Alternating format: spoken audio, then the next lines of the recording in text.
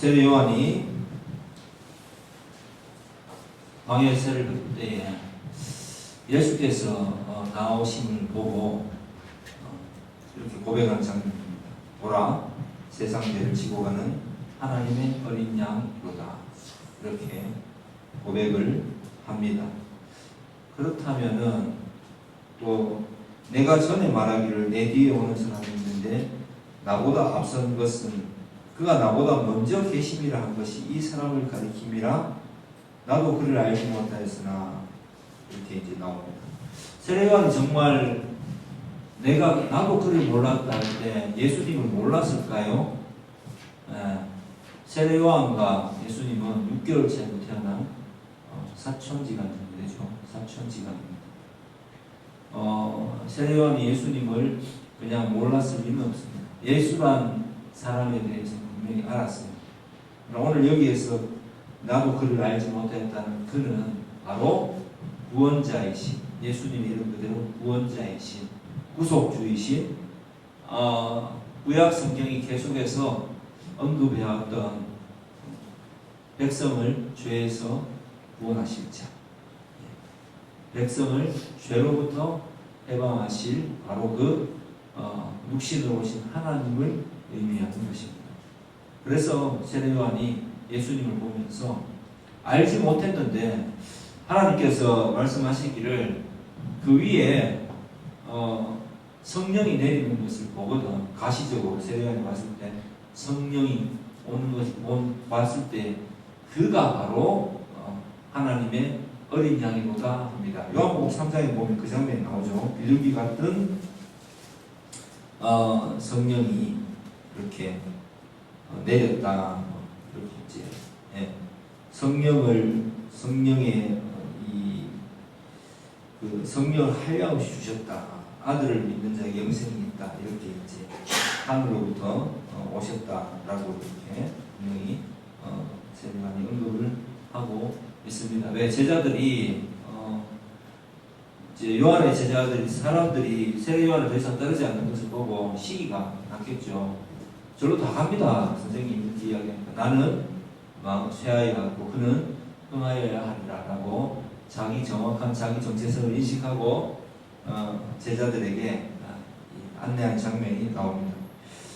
그리고 이 성령의 오늘 그 1장 보면 성령이 비둘기같이 하늘로부터 32절이죠. 내려와서 그의 위에 머물렀더라. 요한이 볼 수 있게 비둘기 같은 성령으로 그죠? 역사하셨다는 이야기입니다. 그때에 바로 세례요한이 예수님이 바로 자기 사촌 예수님이 오랫동안 예언해왔던 구속주 예수 그리스도이심을 깨닫게 되는 것입니다. 그러면서 나도 그를 알지 못하였으나 나를 보내어 물로 세례를 베풀라 하신 그이가 나에게 말씀하시되 성령이 내려서 누구 위에든지 머무는 것을 보거든. 이렇게 그가 곧 뭐라고요? 성령으로 세례를 베푸는 이인 줄 알라 하셨기에 내가 보고 그가 하나님의 아들이심을 증언하였노라. 이렇게 고백하고 있습니다. 예수님은 또 세례요한에게 물로 세례를 받습니다. 세례라는 것이 무엇이냐가 중요합니다. 세례는 보통 그 베푸는 자의 세계에 내가 속하는 것을 의미합니다. 다시 세례는 베푸는 자의 세계에 내가 속하게 됨을 의미합니다. 자, 물로 세례를 베풀었다는 것은 위키피디아에 보면 물 세례, 성령 세례를 구분해서 조금 애매하게 설명을 해요. 외적 증거다, 내적 증거다 이렇게 이제 이야기를 하는데 내가 물로 세례를 받는다는 것은 전혀 틀린 말은 아닙니다. 물로 세례를 받는다는 것은 내가 죄 씻음을 받아야 될 그 죄인의 자리에 있다라는 것을 인정하고 이 외적으로 공적으로 인정하고 그 다음에 그 세례를 베푸는 세례자의 세계에 연합하러 들어갑니다. 나도 씻음을 받기를 원하는 사람의 합류됩니다. 라고 인정하면 돼요. 그래서 유대인들은 이방인들이 개종하려고 했을 때 물로 세례를 베풀었죠. 그래서 뭐 지난주에 당신은 누구길래 함부로 세례를 베푸느냐? 그리스도도 아니고 선지자도 아닌데 그렇게 말했을 때 나는 물로 세례를 베풀거니 동문서답을 세례요한했는데 그때 뭐라고 했습니까? 제가 이중적 의미라고 그 사람들에게 너희도 물로 세례를 받아야 될 인간들이야. 왜? 너희는 죄인이야. 왜? 너희가 바라는 것은 하나님의 어린 양을 바란 것이 아니라 정치적, 사회적 구원자, 강력한 구원자를 이들은 바랬거든요. 다윗과 같은 거죠. 강력한 구원자. 근데 하나님이 계속해서 예언하시고 이사야를 통해 예언하신 것은 뭡니까? 세상 죄를 지고 가는 하나님의 어린 양, 제물 되실 어린 양. 우리가 하나님께서 우리를 건져주셨고 이스라엘 백성들을 선택하셨지만 그것에 대해서 무시하고 받아들이지 않고 지속적으로 죄를 저지르는 그 사람들, 그 죄인들, 자기가 선과 악의 기준을 세우는 그 하나님의 선택한 백성들의 안타까움을 그 죄로부터 하나님 중심으로 해방시켜줄 하나님께서 친히 제물 되신 그 당사자가 예수 그리스도이신 겁니다. 그래서 세례요한이 여기서 다시 고백합니다. 보라, 세상 죄를 지고 가는 하나님의 어린 양입니다. 자, 그래서 물로 세례를 받는 것, 그것은 바로 내가 씻어야 될 죄를 가진 내가 내 삶의 기준에 선과 악의 기준을 세우는 죄인임이 분명합니다. 나는 정결케 되어야 될 사람입니다라고 고백하는 자리로 간 거고, 예수님은 그런데 왜 하나님이신데 물 세례를 세례요한에게 저는 세례를 못 베풉니다 했을 때 굳이 받으셨을 거예요. 요한복음 3장에 물로 세례를 요한복음 3장에 보면은 내게 세례를 베풀으라고 하거든요. 물 세례를 내가 받겠다고 예수님께서. 왜 그렇게 하실까요? 그것은 바로 하나님이시지만 인간의 세계, 죄인된 세계의 그 낮고 천한 자리까지 내려오심을 의미합니다. 죄인이 아니시지만 그 죄의 자리로 내려오셔서 인간의 모든 죄를 품으시기 위하여서 그 죄인의 자리로 내려가서 그들과 함께 연합하여서 그들의 대속 제물이 되기 위해서 그 자리로 친히 내려가신 것을 뜻합니다. 그리고 성령은 이 순간만 임한 것이 아니라 예수님께서는 태어나실 때부터 성령으로 잉태되셨고 예수님 하나님이십니다. 예수님의 영이 곧 성령님이시고 계속 함께 했지만 세례 요한에게 가시적인 어떤 증거가 필요했기 때문에 그 세례 요한은 또 기다리는 자였고 광야에 외치는 자의 소리였기 때문에 이 세례 요한에게 그 증거를 보여주시기 위해서 비둘기 같이 성령이 다시 한번 임하는 것을 하나님은 세례 요한을 통해서 세례 요한에게 보여주십니다. 자, 그러면 물 세례는 내가 죄의 세계와 연합한다고 했는데 성령 세례는, 자 여기 보니까 예수님은 성령으로 세례를 베푸시는데 성령 세례는 그러면 뭐겠습니까? 베푸는 자, 성령으로 세례를 베푸는 자, 즉 성령이시요 예수 그리스도의 영이신 성령이시요 하나님이신 이 성령님의 세계로 예수님께서 그 세례를 베푸신다는 것은 그 세계로 불러들임을 의미합니다. 그래서 이제 이런 말이 있어요. 성령 세례를 세컨 블레싱이라고 그러는데 성령 세례를 자꾸 받아야 된다라고 교회에서 주장하는 교회들이 꽤 있습니다. 성령 세례를 받아야 된다, 불 세례를 받아야 된다, 이렇게 주장하는 거죠. 교회들이 있습니다. 순복음도 좀 그런 쪽에 속하고요. 다소 방언을 해야 하지 목회가 된다, 이런 룰이 있어요. 순복음 신학교 옛날에 제가 들어갈 때 그분들은 문제를 해보면, 자, 성령 세례는 그러면 무엇인가, 몇 회가 임해야 되는가? 성령 세례 주체는 누구입니까? 성령 세례의 주체는 누구입니까? 베푸는 자가 예수님이십니다. 예수 그리스도십니다. 그럼 성령 세례가 무엇인가? 말씀은 뭐라고 이야기합니까? 성령 세례는 우리가 그럼 성령으로 예수님께 세례를 베푸셨는데 그래서 구원받은 거 아닙니까? 내 안에 선한 게 없으니까 예수님께서 그냥 구원을 베푸실 때 그때가 바로 성령 세례의 순간입니다. 근데 그렇다면은 성령 세례는 1회죠, 1회. 단회적입니다.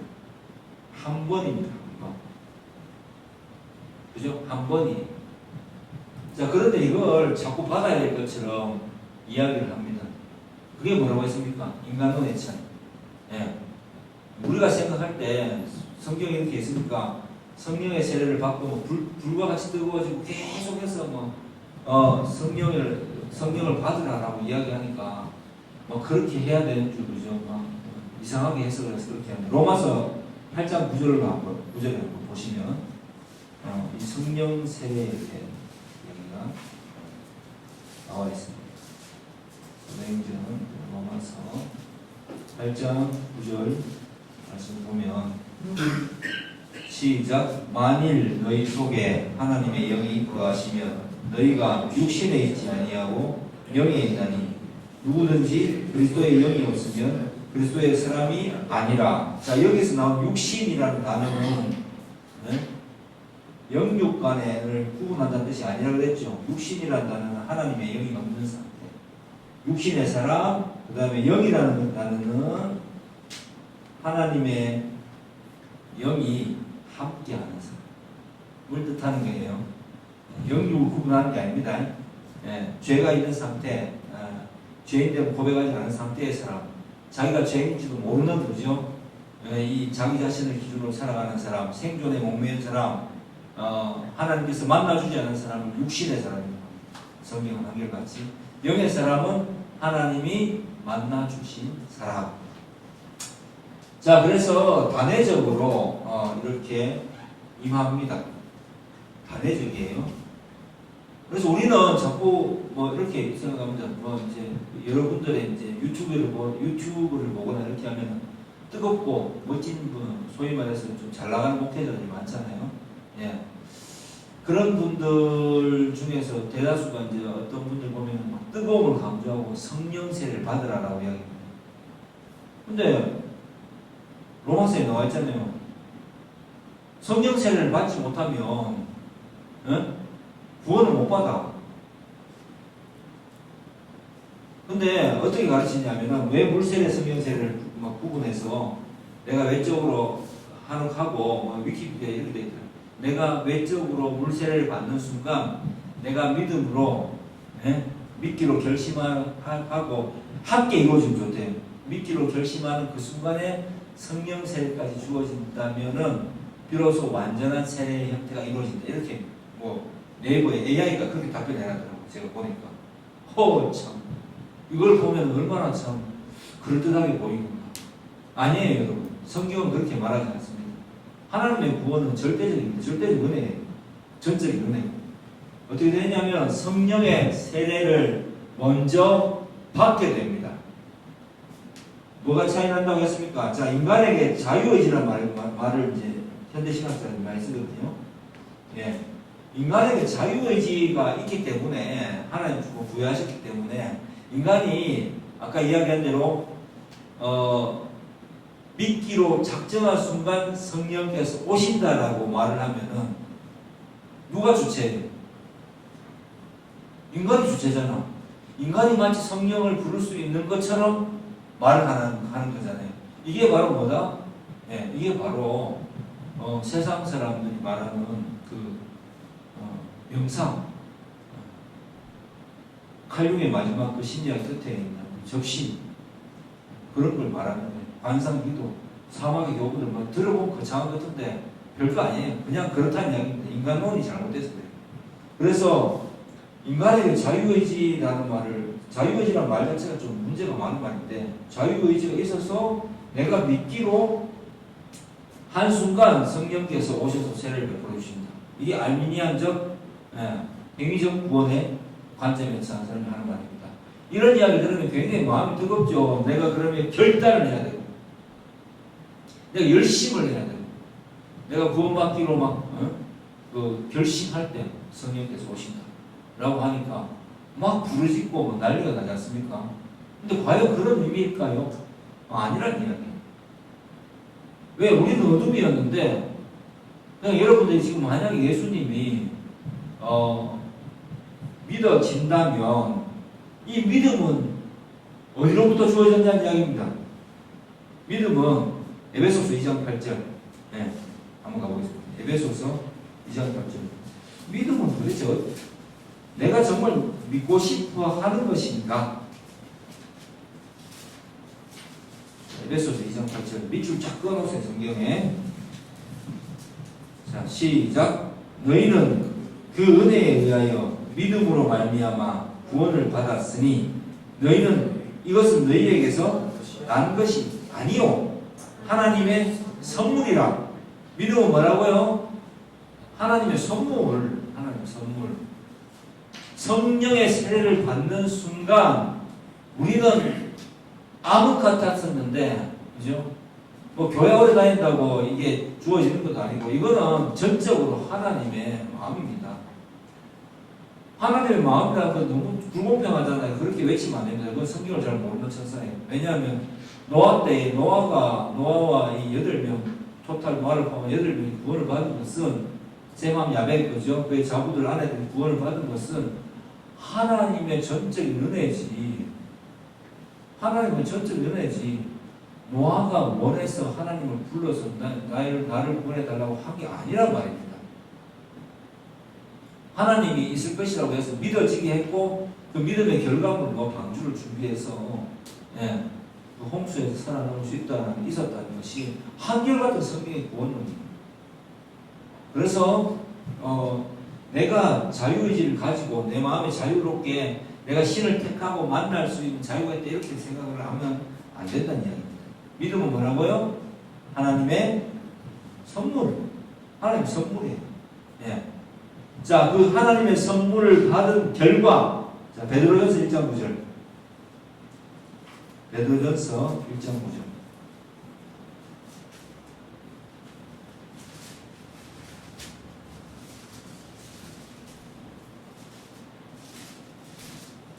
자, 베드로전서 1장 9절. 먼저 사는 사람이 읽어볼까요? 아니면 같이 읽을까요? 베드로전서 1장 9절 말씀입니다. 시작. 믿음의 결국 곧 영혼의 구원을 받음이라. 자, 이 선물로 받은 믿음의 결국은 뭐예요? 예, 하나님의 임해서 성령이 임하셔서 구원을 받게 되는 것입니다. 그 사람이 예? 외적 지표로 모든 교회 공회 앞에서 내가 죄인입니다 라고, 나는 정말 하나님의 은혜를 구원받은 자가 맞습니다 라고 고백하는 그 순간이 뭐라고요? 네, 물세례를 받는 순간이다. 오히려 이렇게 정의를 해야 됩니다. 그런데 왜 그러면 지금 세례자가 이렇게 많은데 그 사람들은 그러면 다 그 성령 세례를 받은 사람들입니까? 저는 모르겠어요. 그건 하나님의 주권입니다. 근데 제가 아는 것은 이런 겁니다. 제가 옛날에 저 부산에서 부교육적 사역을 할 때 세 가지 교육관을 좀 자주 맡았었거든요. 결혼하고 싶어서 학습을 받아야지 결혼할 수 있으니까. 믿지 않는데 믿어지는 척하면서, 혹은 아예 대놔놓고 교회가 인원을 늘리는 것을 좋아한다는 것을 알기 때문에 당당하게 찾아와서 앞으로 나 교회 쭉 다닐 테니까 나 이 사람하고 결혼해야 되겠습니까? 이 사람이 너무 마음에 드니까 저 교회 다니겠습니다. 저 학습 받겠습니다.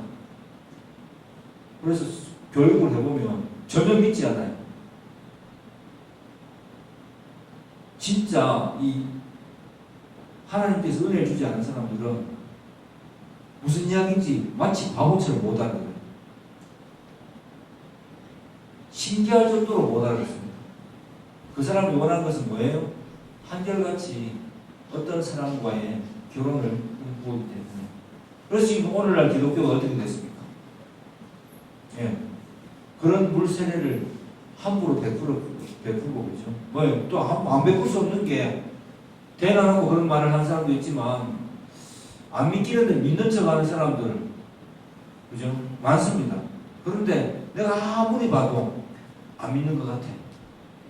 왜? 성령은 무슨 은사를 주십니까? 영적 분별력을 주십니다. 목사 입장에서는 봤을 때 여러 가지 질문을 던져보면 안 믿어요. 근데 본인이 믿는다면 어떻게 해야 됩니까? 내가 하나님이 아니기 때문에 예. 세례를 베풀어야 되죠. 학습을 줘야 되죠. 왜? 본인이 입으로 시인했기 때문에. 그게 바로 기독교의 또 신비이기도 합니다.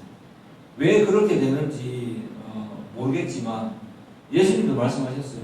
알곡과 죽정이가 있는데 비유해서 그죠? 그럼 주님 죽정이를 다 뽑아서 불태워버릴까요? 아니다. 알곡까지 상할까봐 염려되니까 놔둬라. 네. 마지막 날에 죽정이는 불에 태워 완전히 없애버릴 겁니다. 알곡이 상하지 않게 놔두라고 말씀하십니다. 그게 바로 저는 지상교회의 모습이라고 봅니다. 그건 제가 어쩌지 못하는 거예요. 저는 말씀을 선포하는 사람이지 이 사람이 딱 제 감각도 믿을 수 없잖아요. 이 사람이 아무리 봐도 믿는 것 같지 않는데 자기 입으로 자꾸 믿는다고 이야기하고 네! 많이 믿습니다. 받아들입니다. 인정합니다. 교리교육하면 그렇게 대답하면 어떻게 해야 돼요? 눈물을 묻고 정말 못 믿겠지만 줄 수밖에 없잖아요. 이게 또 지상교회의 특징입니다. 왜? 우리는 나는 주권자가 아니기 때문에 주권자 누구이십니까? 하나님이십니다.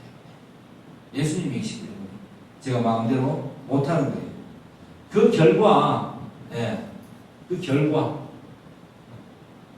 어떻게 됐습니까? 교회 안에는 분명히 알곡과 죽정이가 존재하게 되었습니다. 그리고 죄의 영향력으로부터 벗어나기 위해서 우리는 또 무엇을 구해야 되냐면은 성령 세례는 단회적이기 때문에 어떻게 이야기합니까? 성령의 충만함을 받으라 라고 이야기합니다. 에베소서 5장 18절 또 말씀 찾아보겠습니다. 에베소서 5장 18절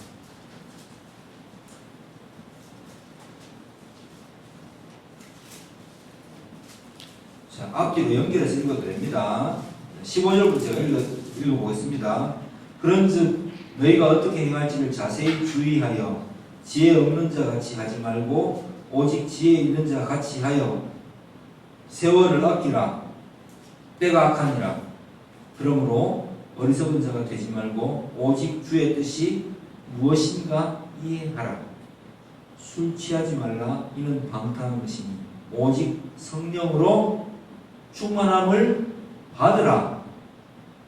시와 찬송과 신령한 노래들로 서로 화답하며 너희의 마음으로 주께 노래하며 찬송하며 범사에 우리 주 예수 그리스도의 이름으로 항상 아버지 하나님께 감사하며 그리스도를 경외함으로 피차 복종하라. 아멘. 자, 5장 18절 보니까 뭐라 했습니까? 오직 성령의 충만함을 받으라. 이거는 뭐냐면은 수동태, 능동태, 수동태 알죠? 헬라어로 수동태 명령이 받으라, 성령의 충만을 받으라는 말. 이 성령의 충만함을 받으라는 말은 에너지 충전 이렇게 생각하면 안 된다는 이야기입니다. 저도 목사 생활하면서 목회자 생활 이것 때문에 엄청나게 고민했어요. 성령 충만 받으라라고 구하라 했는데 성령 충만을 도대체 어떻게 받는 것인가?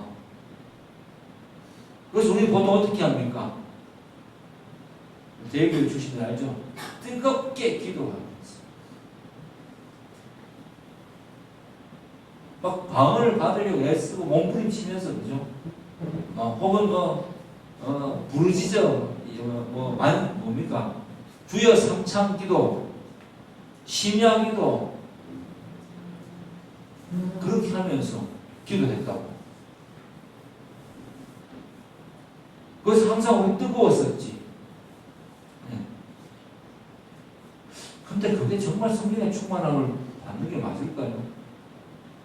사람이 계속 부르짖다 보면요, 저는 모르겠어요. 막 계속 부르짖다 보면은 오기가 생깁니다. 좀 극단적인 비유일 수도 있지만, 오기가 생깁니다.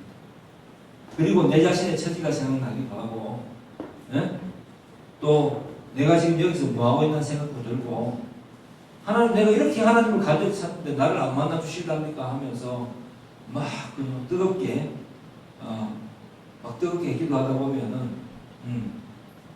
마치 내가 거룩해진 것 같은 느낌, 그렇게 들기도 하고, 마치 내가 주님을 만난 것 같은 느낌, 그리고 내가 또 스스로 막 결심해요. 또 그때 되면 주의 뜻대로 살겠습니다 하고, 주의 뜻이 무엇인지를 모른다면, 다시 말해서 말씀을 읽고 해석할 능력이 잘 없고, 성령의 인도함으로 말씀을 깨우치지 못한다면, 즉 가치관이 바뀌지 않는다면 그걸 성령의 충만함이라고 볼 수 있을까요? 내가 열심히 막 부르짖어 기도했어요. 우리 아들 우리 딸 학교 들어가게 해주십시오. 혹은 우리 남편 교회를 나오게 해주십시오. 간절히 부르짖게 막 가르칩니다. 그렇게 하라고. 그러면 우선 듣기에는 굉장히 우리가 뜨겁게 할 수 있는 무엇인가가 있잖아요. 여기에 또 사람들은 정말 깊게 반응합니다. 근데 이 모습이 사실 사이비에 가도 일어나요. 자기의 존재감을 인정받는 그곳에서, 그죠? 점점 더 사람들은 이해가 되지 않게 그 종교에 빠져들어갑니다. 그리고 뭔가 있어 보이잖아요. 굉장히 뭔가 있을 것 같은 느낌이 들잖아요. 그렇다면은 이 말씀의 진짜 의미는 무엇일까요? 자, 성령의 충만함을 받으라라고 했을 때 이 충만한다는 것은 무슨 상태냐면은 성령의 지배를 받으라는 이야기입니다. 뭐라고요? 성령의 지배를 받으라. 성령은 어떤 영이십니까? 말씀의 영이십니다. 말씀의 지배를 받으라라는 말입니다. 성령이 충만하다는 것은 하나님의 말씀으로 충만한 상태를 말합니다. 그러니까 내가 충만하려고 애쓰는 게 아니라 하나님의 말씀의 지배를 계속해서 지속적으로 받으라라는 이야기입니다. 그게 성령 충만의 의미예요. 하나님의 말씀의 지배를 받으라 하기 때문에 여기 뭐라고 했습니까? 세월을 아끼라. 여기 보면은 부르짖어 기도하라 이런 말 안 나오잖아요. 세월을 아끼라. 때가 악하니라. 주의 뜻이 무엇인가 뭐라고 했습니까? 어리석은 자가 되지 말고 오직 주의 뜻이 무엇인가 이해하라 라고 했지 않습니까? 말씀 보여요? 17절에 오직 주의 뜻이 무엇인가 이해하라. 술 취하지 말라. 이는 방탕한 것이니. 왜 술 취하지 말라 했겠습니까? 술을 취하면은 이성적 사고가 흐려진단 말입니다. 그래서 술 취하지 말라고 한 것입니다. 술 취하지 말라 했으니까 술을 마셔도 되죠. 안 마셔도 되고 마셔도 됩니다. 그거는 중요한 게 아니라 정신 차리고 세월을 아끼면서 이때에 주의 뜻이 무엇인가를 이해하는 삶을 살아가라. 이게 바로 성령의 충만함이다라고 에베소서 5장 18절이 이야기하고 있는 것입니다.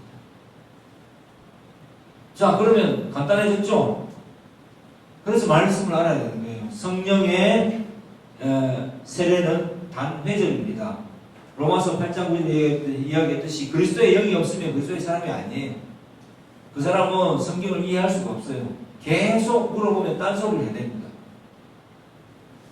제가 새가족 교육할 때 정말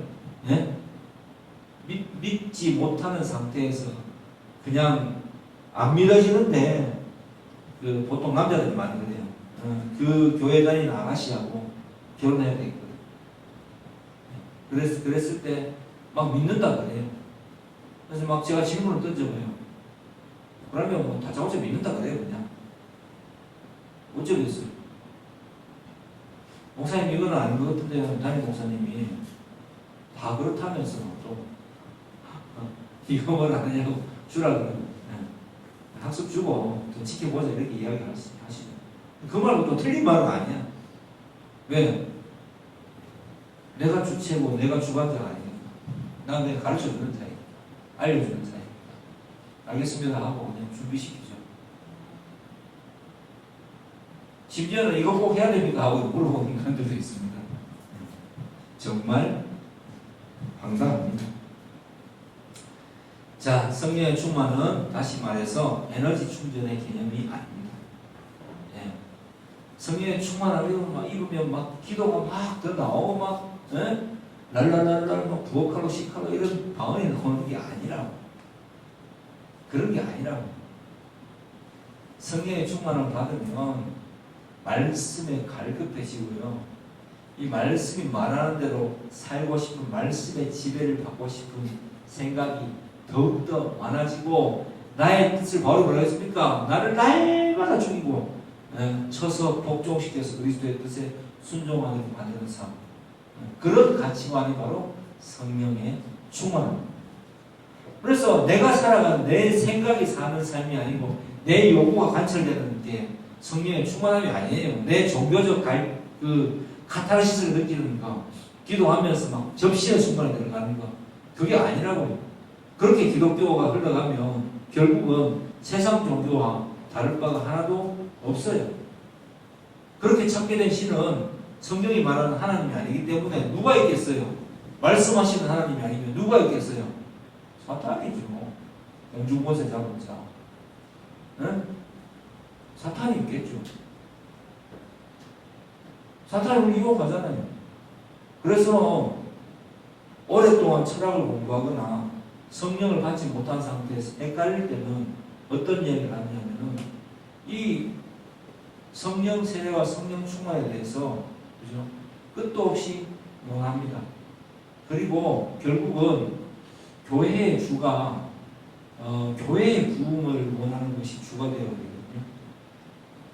복음을 전하는 것이 주가 아니라 교회가 성장하고 부흥하는 것이 주가 된다면, 그게 주축이 된다면은, 그죠? 그걸 또 사명으로 생각하는 목회자가 있다면,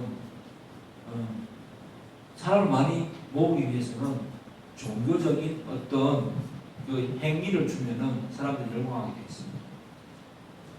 저는 그렇게 생각해요. 기독교는 참 신기한 종교다. 진짜 기독교를 믿으면 불타는 논리죠. 정말 이렇게 살아야 되는데 하고 아는 것은 많아지는데 점점 겸손해집니다. 그리고 우리 교회만 꼭 나와야 됩니다라고 말하지 않고 예수를 믿으세요. 주변에 있는 교회 나가세요.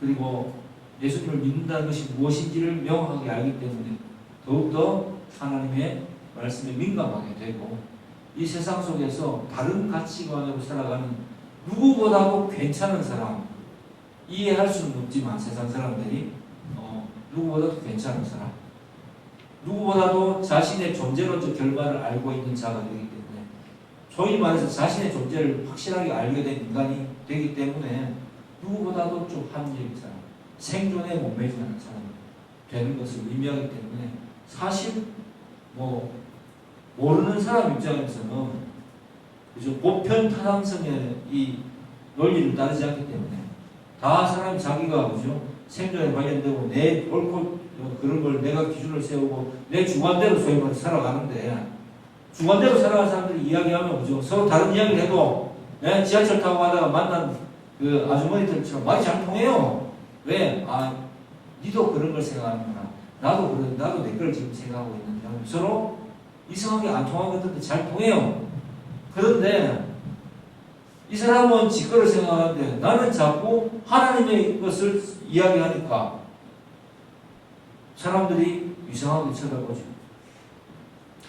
함께 욕심을 부리고 끌어들이면 나도 오케이 하겠는데, 그런 욕심을 말하는 것이 아니라 내가 전적으로 어둠인 것을 인정하고 새로운 진짜 진정한 밝음으로 인도하기를 간절히 사모해야 된다고 가르치니까 그럼 내가 뭘 해야 되느냐? 이렇게 이야기하는 사람에게 대해서 참 전도하기가 모호합니다. 그래서 제가 여러분들에게 항상 이야기하잖아요. 그렇게 물어볼 때 뭐라고 하느냐 하면은 교회를 다녀야 되는 이유는 내가 믿기지도 않는데 교회를 다녀야 되는 이유는 뭐다? 말씀이 선포되는 자리에서 결국 말씀의 선포를 통해서 말씀을 통하여서 성령이 임하시고 구원이 임하고 그 어떤 현장에 그 현장에서 일어날 확률이 거의 99% 정도 되기 때문에 그래서 믿기지는 않지만 네가 나를 정말 좋아하고 나와 함께 하기를 원한다면 그래 우리 교회 나오자 라고 이야기합니다. 그리고 예배 드리자. 나는 네가 말한 대로 하자면 나는 믿겨지지도 않는데 믿겨지지도 않는데 계속 앉아있어야 돼. 나는 너를 위해서 기도하겠다. 어떤 기도를 하느냐? 혹시 오늘 말씀을 듣다가 베개가 흘러나오고 나 됨이 얼마나 답답한 상황인지를 깨닫게 되고 주님 앞에 주님을 만나게 되는 그 순간 성령의 세례를 받는 순간이 혹시 올까봐 그게 오늘이기를 바라기 때문에 나와 함께 하고 싶다면 우리 교회에 가서 나와 함께 신앙생활 하서 이렇게 전도 우리가 이제 교회 전도가 이루어지는 것입니다. 그거지 뭐 세상 사람들이 말하듯이 세상 사람들 생각이 그렇잖아요. 사람이 많아지면 돈이 좀 나올 것이고 헌금을 많이 받다 보면 헌금 유도하다 보면 헌금 나올 것이고 그러면 세력이 커지고 뭔가 내 원하는 것도 거기에다 가미해서 하기 때문에 기독교는 결국 사람을 돈 때문에 자꾸만 교회를 채우려고 한다. 그렇기 때문에 망하지. 이렇게 이야기를 하면은 모두가 다 이거 통용되는 가치관이니까 그래 그럴 것 같다. 그렇지 뭐 라고 이야기하는 것입니다. 그때 만약 교회에서 손을 싹 내밀면서 맞아요. 우리도 뭐 그런 생각하고 있는데 많은 돈을 내라는 건 아니에요. 이렇게 되면 뭐가 됩니까? 네, 나이값만큼만 하세요. 돌아가십니까? 되는 거죠. 네. 나이값만큼만 제사를 드리시죠. 이렇게 되면은 돌아가십니까? 되는 거죠. 네. 정말 그런 식의 전도를 하고 있지 않은지 우리 정말 심각하게 봐야 됩니다. 왜? 우리 자신이 오늘도 이 인간론에 대해서 또 뭡니까? 기독교와 타 종교의 차이점에 대해서 우리가 논해봤지만 우리는 너무도 말씀의 논리가 약해요. 내가 뭘 알고 있는지를 잘 몰라요. 그리고 내가 어떻게 이 구원에 이르게 됐는가에 대한 어떤 말씀의 논리가 없어요. 근데 기독교는 뭐라고 했습니까? 가치관입니다. 주님께서 부여하신 말씀 중심의 가치관이 내게 주어지는 것. 그게 바로 기독교입니다. 그런 존재가 되는 것을 기독교로 합니다. 그래서 성령 충만과 성령 세례와 물 세례 이런 것들을 혼동하지 마시고 여러분들 오늘 설교가 잘 이해되지 않거든 유튜브에 찍어놨으니까 구독자 수가 다 그래도 10명은 11명은 넘어야 되는데 이상 구독자 수가 되더라고요. 우리 교인들은 일단은 오늘 설교를 다시 한번 모르겠거든 몇 번이고 한번 돌려보세요. 돌려보고 이게 완전히 내 생각으로 그죠? 딱 체화가 되어서 내 믿음의 근거가 되어서 일관성을 가지고 복음을 전하게 될 때 그게 비로소 하나님 역사하실 때 성령의 세례가 베풀어지고 그 사람이 이제 믿음을 받았는데 어찌해야 될지 모를 때 내가 그 믿음을 함께 나눌 수 있는 형제 자매가로 도움자로 존재할 수 있는 것입니다. 아멘. 우리 모두가 예수 안에서 성령 세례를 받으신 자인 줄 이제 믿어집니까? 믿고 싶은 것이 아니라 믿어지는 거예요. 믿어지고 아직 내가 만약에 내가 내 욕심으로 믿는 척 했다면 회개하십시오. 그리고 정말 어떻게 해야 될지 모른다면 그냥 방법은 없어요. 교회를 계속 나오셔야 돼요. 말씀을 계속 듣는 자리에 있어야 돼요. 답답하면 기도라도 해보십시오. 근데 뭐 기도한다고 준다 안 준다 이 보장은 없어요. 왜냐하면 하나님은 주권자이시기 때문에. 예? 여러분 찾고 찾으면 만납니다. 이렇게 제가 설교할 수 없어요. 복음을 안다는.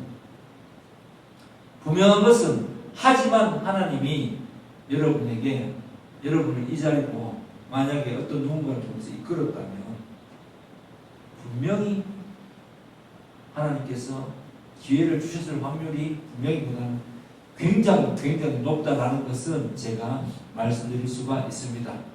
예, 아닐 수도 있지만 굉장히 높다는 사실을 알 수 있습니다. 자, 제가 이렇게 설교를 하면 사람들이 우리 교회가 좀 제가 많이 모인 교회라면 사람들이 좋아할까요? 극명하게 갈리더라고요. 제가 구교에서 이런 설교 많이 했거든요. 예. 믿는 자는 기뻐하고 좋아해요. 그런데 믿는 척하고 열심히 교회 봉사하고 자기 바깥에 나가서 자기 마음대로 자기의 가치관대로 살았던 자들은 상당히 싫어합니다. 자, 그 이유가 스데반이 설교했을 때 유대인들이 도로들을 들어서 좀 쳐서 순교시킨 죽여버린 이유가 아닐까라고 생각합니다. 지금은 현재 죽이지도 못하니까 열받지만 참고 앉아있었겠죠. 너무 당연하다 생각합니다.